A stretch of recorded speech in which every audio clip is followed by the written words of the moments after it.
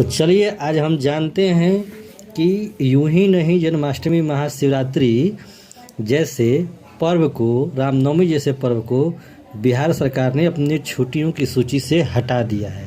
उसका भी वाजिब कारण है। कारण क्या है कि बिहार में सबसे बड़ा एक समीकरण चलता है जिसका नाम है MY समीकरण इक्वल टू जीरो। जीरो क्या है?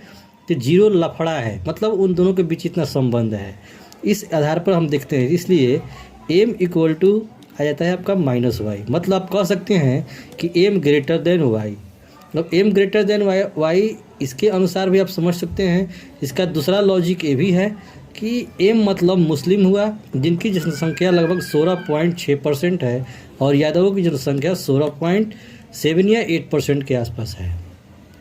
तो आप इस आधार पर भी समझ सकते हैं कि ये मुस्लिम समाज जो है बहुत जनसंख्या में भी अधिक है, और मैथमेटिकल इक्वेशन से भी आप समझते हैं कि वे ग्रेटर देन y मतलब ज़्यादा से हैं। तो इनको बिहार की नवीन जनसंख्या गणना के अनुसार ये भी कहा गया था कि गणना इसी के लिए की जा रही है कि जिसकी जितनी भागीदारी होगी उसका उतना अधिकार होगा।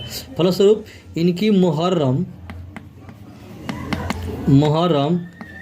ईद जैसी छुट्टियों की दिन जो है बढ़ा दी गई है, इनकी दिन बढ़ा दी गई है।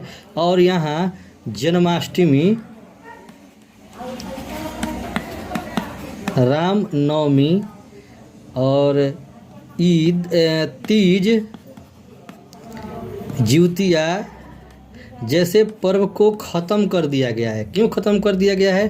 क्योंकि इनकी जनसंख्या ज़्यादा है इसलिए इनकी भागीदारी होनी चाहिए, और आपकी जनसंख्या कम है इसलिए आपकी भागीदारी ख़त्म कर दी गई है। पहली बात। दूसरी बात कि ये किया किसने?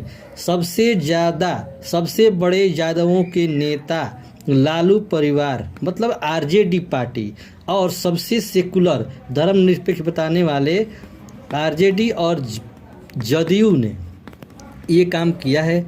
अब बात करते हैं कि RJD यादव की पार्टी है और यादव भगवान कृष्ण को सबसे बड़ा देवता मानते हैं, और इनका सबसे बड़ा पर्व है कृष्णा जन्माष्टमी, जिसे ख़त्म कर दिया गया है। मतलब ये लोग यादवों की भी चिंता नहीं करते हैं, ये लोग अपनी जनसंख्या बिल की भी चिंता नहीं, उसकी मान्य नहीं है।